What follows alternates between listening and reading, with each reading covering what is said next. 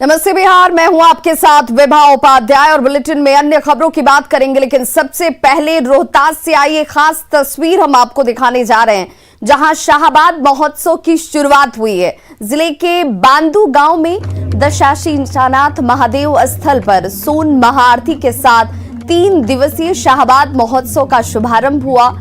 सोन नदी के बीचों बीच स्थित त्रेता युगीन शिवलिंग दशाशीशानाथ महादेव पर महाआरती में बतौर मुख्य अतिथि आईपीएस विकास वैभव शामिल हुए। वाराणसी से आए धर्माचार्यों ने शिवलिंग की विधिवत पूजा अर्चना की और महाआरती की गई।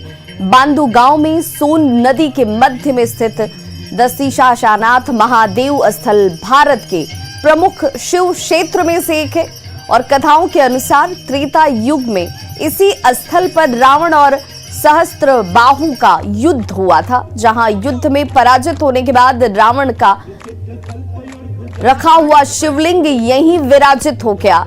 हर साल महाशिवरात्रि के मौके पर यहां 3 दिवसीय भव्य मेला लगता है, जहां इस बार रात में हुई सोन आरती में भी भारी संख्या में लोग जुटे।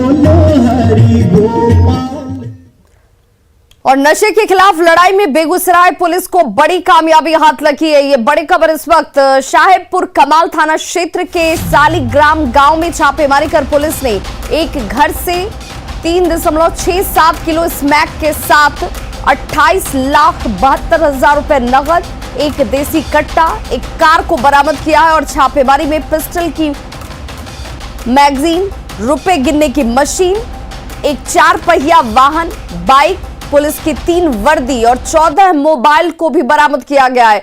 पुलिस ने मौके से आरोपी सोनू कुमार, नीतीश कुमार और निखिल कुमार को गिरफ्तार किया है।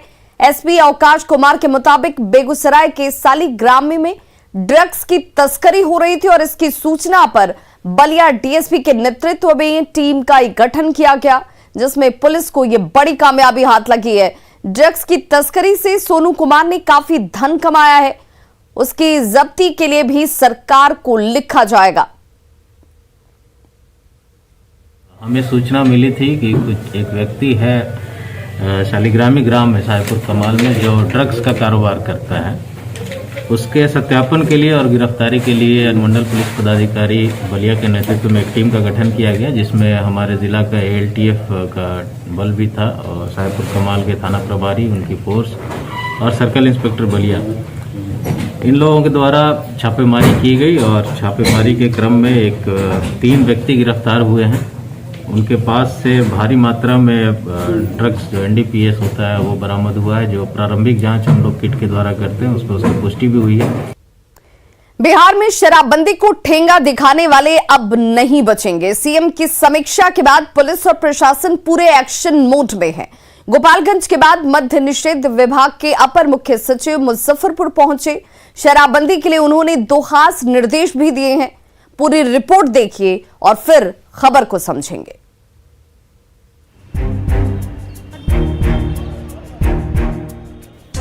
पटना जंक्शन पर ट्रेनों की सघन जांच, शराब के अवैध अड्डे पर प्रहार। 16 नवंबर को सीएम की समीक्षा के बाद पुलिस पूरे एक्शन में है। ताबड़तोड़ छापेमारी की जा रही है, लेकिन अब ड्रोन से भी शराब की निगरानी होगी। साथ ही हमने ये भी कहा है कि अब हम ड्रोन से भी मॉनिटरिंग शुरू करने जा रहे हैं। 1-1.5 महीने के अंदर ये व्यवस्था भी आ जाएगी। तो कड़ाई से करना है, ये निर्देश मैंने सभी जिलाधिकारियों को और आरक्षी पुलिस अधीक्षकों को दिया है। दरअसल बिहार में शराबबंदी कानून को और मजबूती से पालन कराने को लेकर मद्य निषेध विभाग के अपर मुख्य सचिव के पाठक मुजफ्फरपुर पहुंचे थे। इस दौरान उन्होंने तिरहुत प्रमंडल के 6 जिलों के अधिकारी और पदाधिकारियों के साथ हाई लेवल मीटिंग की, जिसमें नदियों के जरिए आ रही शराब को देखते हुए रिवर पेट्रोलिंग के निर्देश भी दिए गए। बॉर्डर पे हम लोगों ने कहा है कि अब और सघन किया जाए, खासतौर से बेतिया और मोतिहारी में। सीतामढ़ी से भी हमने कहा है कि एसएसबी के साथ लाइजनिंग और अच्छी करें और नेपाल बॉर्डर से होने वाली तस्करी को रोकथाम के लिए कदम उठाएं। तो इन सब बातों पे काफ़ी चर्चा हुई है। फिर रिवर पेट्रोलिंग पे भी हमने बहुत जोर डाला है कि रिवर पेट्रोलिंग 24 घंटे करनी है। इसके लिए जो आवश्यक संसाधन जिलाधिकारियों को चाहिए हम लोग प्रबंध कराएंगे। मुजफ्फरपुर से 3 दिन पहले यानी 30 नवंबर को भी के पाठक गोपालगंज पहुंचे थे, जहां उन्होंने बिहार यूपी की सीमा से लगे चेक पोस्ट का जायजा लिया था। जाहिर है जहां जहां जहरीली शराब ने कहर बरपाया है उन जगहों पर अपर मुख्य सचिव की खास नजर है। न्यूज़ 18 के लिए मुजफ्फरपुर से प्रियांक सौरभ की रिपोर्ट। राजधानी पटना में उस समय अजीबोगरीब स्थिति पैदा हो गई जब एक दारोगा के घर के सामने किन्नरों ने बवाल कर दिया। मामला रामकृष्ण नगर थाना क्षेत्र के जगनपुरा का है। यहां दारोगा के घर पर किन्नरों ने जमकर हंगामा किया और इस दौरान किन्नरों ने दारोगा की सर्विस रिवॉल्वर भी छीन ली। सूचना मिलने के बाद मौके पर पहुंची रामकृष्ण नगर थाना पुलिस ने किसी तरह से पंचायत बिठाकर सुलह समझौता कर दारोगा के रिवॉल्वर वापस दिलवाई। बेऊर थाने में तैनात दारोगा दिनेश कुमार सिंह जगनपुरा में रहते हैं और आज उनकी बेटी की शादी है। घर में उत्सव का माहौल था और लोग जश्न मनाने में जुटे हुए थे। बेटी के विवाह की खबर मिलने के बाद कुछ किन्नर उनके घर पर पहुंचे। किन्नरों ने नेग में 5,000 रुपए की मांग कर दी, लेकिन दारोगा जी सिर्फ 1,100 रुपए से ज्यादा देने के लिए तैयार नहीं हुए। बात आगे बढ़ी तो दारोगा जी अपना सर्विस रिवॉल्वर निकालकर गोली मारने की धमकी देने लगते हैं। फिर क्या, दर्जन भर किन्नरों ने दारोगा जी के घर पर धावा बोल दिया और दारोगा जी को पटककर उनकी रिवॉल्वर छीन ली जाती है। मौके पर पहुंची रामकृष्ण पुलिस को भी हालात संभालने में पसीने छूट गए।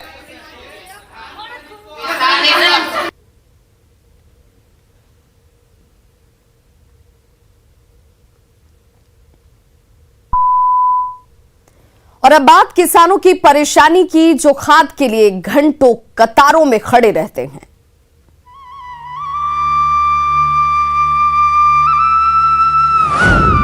चिड़ियों के जगने से पहले खाट छोड़ उठ गया किसान।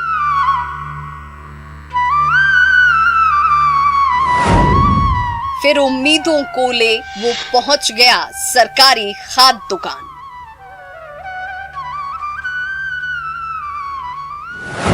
है अफरा तफरी का माहौल, सब्र का उड़ रहा माहौल।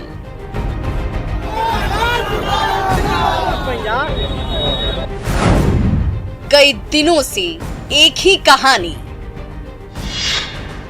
खाद नहीं मिला तो कैसे दाना पानी।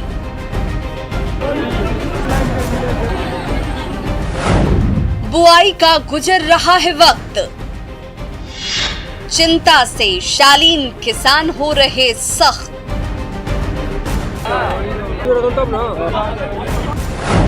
सूने पड़े हैं किसानों के खेत, खाद कब मिलेगा सरकारी रेट।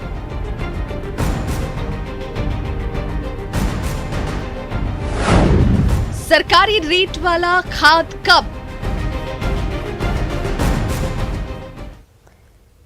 तो बिहार में इन दिनों खाद की किल्लत से किसान बेहद परेशान हैं। हालत ये है कि किसान खाद के लिए आधी रात को दुकानों के आगे कतारों में खड़े हो जाते हैं और सुबह होने पर भी कई जगहों पर किसानों के हाथ सिर्फ निराशा ही लगती है। ऐसे में रबी फसलों की बुआई का समय निकला जा रहा है।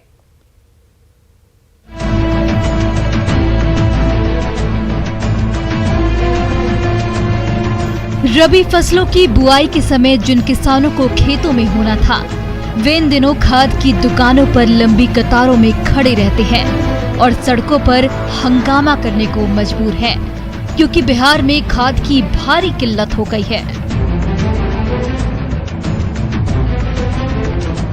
छपरा, मधेपुरा, सुपौल और कैमूर की ये 4 तस्वीरें तो महज एक बानगी है। अधिकांश जिलों में किसानों का यही हाल है। छपरा के दिघवारा में जब किसानों का धैर्य जवाब दे गया तो छपरा पटना मार्ग को ही जाम कर दिया गया, जिसके बाद काफी देर तक किसानों को समझाने के लिए पुलिस को भारी मशक्कत करनी पड़ी। कैमूर में तो हालात ये हैं कि भभुआ के सारंगपुर इफ्को बाजार में खाद के लिए किसान रात में ही कतार में खड़े हो जाते हैं। ठंड के बावजूद बुजुर्ग महिलाएं भी रात भर कतार में खड़ी रहती हैं, क्योंकि खेती बचेगी तभी तो ये भी जिंदा रहेंगी। सुपौल के त्रिवेणीगंज, राघोपुर और पिपरा में भी कुछ ऐसी ही स्थिति है, जहां किसान बिस्कुमान के पास रात के 2 बजे ही कतार में खड़े हो जाते हैं। मैं 3 बजे भोर से यहाँ पे हूँ। अच्छा, अभी मैं सरकार से क्या बोलूँ? नहीं तो खाद आपको समय पे मिल रहा है? कितने दिनों से आपको खाद नहीं मिल रहा है? नहीं मिल रहा कुछ भी नहीं मिल रहा है। सुबह से कितने बजे से खड़े हैं आप? मैं 3 बजे से खड़ा हूँ। अगर यहाँ पे कुछ मिलता तो मैं लेकर अभी घर पे होता। मधेपुरा के मुरलीगंज में तो दिन के 10 बजे तक दुकान का ताला नहीं खुलता। ऐसे में परेशान किसानों ने खूब हंगामा किया। न्यूज़ 18 पर किसानों की परेशानी की खबर चलने के बाद डीएम ने संज्ञान लिया तो मुरलीगंज में बिस्कुमान के गोदाम का ताला तो खुला, लेकिन किसानों को तब भी खाद नहीं मिला। 1 एकड़ में अभी खाद का हमको जरूरत है 6 बोरा 8 बोरा के, उसमें हमको मिलता है 2 बोरा। उसमें हमको खेती कैसे होगा? वो भी परेशानी है। उसमें हम सुबह 3 बजे रात से लेकर के 5 बजे सब जाते हैं। भूखे प्यासे लाइन में लगे हुए हैं, फिर भी हमको खाद नहीं मिल रहा है। धक्का मार के उधर देता है, धक्का मार के उधर देता है। इधर लखीसराय में जरूरत का 50% डीएपी भी उपलब्ध नहीं है, जिससे गेहूं की बुआई में देरी हो रही है। डीएम भी मानते हैं कि जिले में खाद की किल्लत है और 5 दिसंबर के बाद स्थिति सुधरने का भरोसा दिला रही हैं। 2 दिन के बाद ही परसों यहाँ रेक आने वाला है और वो उसमें लखीसराय जिला के लिए आवंटित खाद की मात्रा आएगी। क्या है मात्रा वो तो भी नहीं बताया जा सकता। खाद की किल्लत के बीच सियासत भी तेज हो गई है। सत्ता पक्ष का दावा है कि बिहार सरकार लगातार केंद्रीय मंत्री के संपर्क में है और जल्द ही खाद की कमी दूर होगी और किसानों की परेशानी दूर होगी, जबकि विपक्ष खाद की किल्लत के बीच सियासी फसल काटने में जुटा है। बिहार सहित मेरे क्षेत्र में भी डीएपी और यूरिया का जो किल्लत है उसकी दिक्कत दूर किया जाए। उन्हें आश्वस्त किया कि तुरंत हम कार्रवाई करेंगे और जो वहाँ दिक्कत हो रही है किसानों को उसको नहीं होने देंगे। सरकार इस दिशा में जो भी हमारे पास, चूँकि हमारा एक सीमित संसाधन है, उसके तहत हम लगातार प्रयासरत हैं। केंद्र सरकार से लगातार निवेदन कर रहे हैं कि इस दिशा में सार्थक पहल जल्द से जल्द सुनिश्चित हो। रैक आया है सासाराम में, औरंगाबाद को 25% माल मिला है। 21% आपका टोटल एलोकेशन ही है। कल हमारे विधायक जी संतोष मिश्रा जी बोल रहे थे कि 21% एलोकेशन है आपको, और आप केंद्र में आपकी डबल इंजन की सरकार है, आपको केंद्रीय नेतृत्व से एलोकेशन बढ़ाने की बात करनी चाहिए, जो कि सरकार ने अब तक नहीं की। सरकार जो है हर साल फेलियर रही है, खाद उपलब्ध नहीं हो पाता है इनसे, और खाद की कालाबाजारी हो रही है पूरे बिहार में। अगर बिस्कुमान खाद नहीं पहुंचाए तो किसान का खेती नहीं हो सकता है। बिस्कुमान की ओर से खाद की सप्लाई कम होने की वजह से हर जगह खाद की किल्लत है और किसानों में हाहाकार मचा है, क्योंकि बिना खाद की खेती संभव नहीं है और जहां खाद मिल भी रहा है वहां ऊंट के मुंह में जीरा साबित हो रहा है। Bureau report, news 18 network. तो खाद को लेकर किसानों का हंगामा जारी है। सुपौल के त्रिवेणीगंज में देर रात से ही किसान खाद के लिए लाइन में खड़े नजर आते हैं और जब उन्हें खाद नहीं मिली तो हंगामा इन किसानों ने शुरू कर दिया। देखिए, किसानों ने बिस्कुमान के पास सड़क को जाम कर दिया और सड़क पर आगजनी की गई। लोगों का अब कहना है कि 10 घंटे से भी ज्यादा से लाइन में लगे रहने के बावजूद खाद नहीं मिल रही है। खेतों में खेती करने के लिए जो जरूरी है उसके लिए रात भर ये किसान खड़े भी हुए और उसके बावजूद इन्हें खाद नहीं मिल रही है। 2 तस्वीरें इस वक्त किसानों के उसी आक्रोश की, जहां खाद के इंतजार में घंटों रात भर खड़े रहने के बावजूद खाद नहीं मिलने के बाद आक्रोश सड़क पर आगजनी के रूप में नजर आया।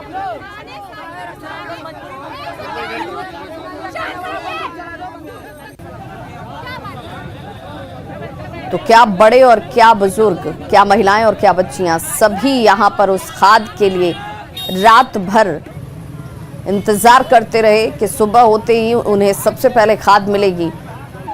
लेकिन खाद की किल्लत है कि इन किसानों की परेशानी कम होने का नाम नहीं ले रही।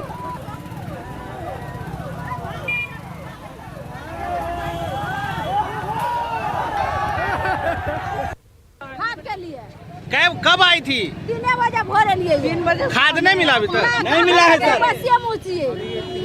अभी क्या हुआ? अभी झगड़ा लड़ाई क्या बंद करा देंगे। अब क्या कहना है आपका? खाद चाहिए हम लोग को। मुजफ्फरपुर आई हॉस्पिटल में मोतियाबिंद के ऑपरेशन में हुई लापरवाही के बाद अब पूरे अस्पताल प्रबंधन और डॉक्टरों की मुश्किलें बढ़ने वाली हैं। कई मरीजों की आंखों की रोशनी जाने के बाद सीजेएम कोर्ट में एक परिवाद दायर किया गया है, जिसमें अस्पताल के अध्यक्ष राजकुमार केडिया, उपाध्यक्ष जयप्रकाश अग्रवाल और सचिव दिलीप कुमार तुलसियान समेत 10 से 12 लोगों के खिलाफ परिवाद दर्ज किया गया है। इन पर कम संसाधन में ऑपरेशन और इलाज में लापरवाही बरतने का आरोप लगाया गया है। मामले की सुनवाई के लिए 10 दिसंबर की तारीख तय की गई है।